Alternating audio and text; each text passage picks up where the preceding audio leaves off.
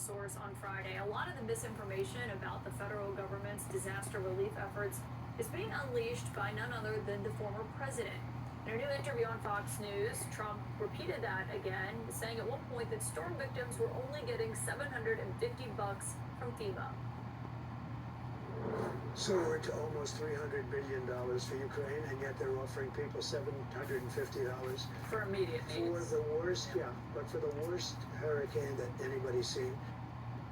I want to bring in CNN's chief media analyst, Brian Stelter. And Brian, that part there at the end, I mean, it is only for immediate needs. It's if you need to get baby formula, water, food in the next, immediate time frame. If you're one of these people who's had your house completely destroyed by this, but this is catching on. This $750 thing, that's all these victims in North Carolina and these other states are getting. It's just not true.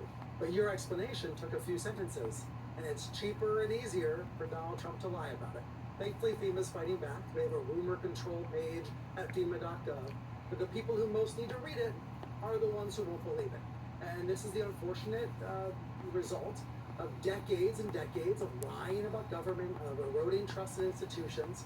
Of course, we should all be skeptical of the government. We should all hold government accountable.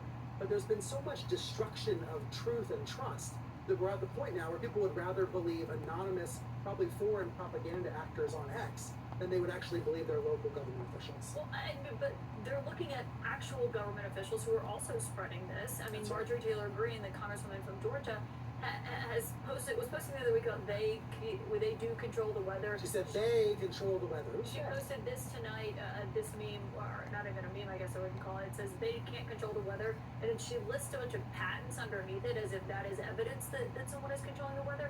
And I think some people might see this and say, oh, that's Marjorie Taylor Greene. Of course, she's spreading a conspiracy theory. There is a very famous meteorologist in Alabama, James Spann. Everyone follows him. Everyone looks to him when something's happening. He had a post earlier today. It was essentially like, please stop sending me these conspiracies about the government controlling the weather and they created this hurricane. Because all that garbage is overwhelming his inbox, and he can't help share what is true. Meteorologists, including government meteorologists at the National Hurricane Center, are going to save lives in the next few days. And Marco Rubio, the senator from Florida, who on Friday was tweeting about the fake jobs report, sowing doubt about the government statistics, today he is imploring his constituents to believe the government forecasts, to take the government information seriously, to believe the government data. What a difference 3 days makes from Marco Rubio. And he's supposed to be one of the more responsible ones. And that's ultimately what's so frustrating here, Kate, as we see these government forecasters and these broadcast meteorologists trying to save lives. I spoke with a person down in North Carolina on Saturday, a public information officer in Rutherford County, who said that debunking all these lies has, quote, consumed resources that could have been more effectively utilized in the recovery efforts.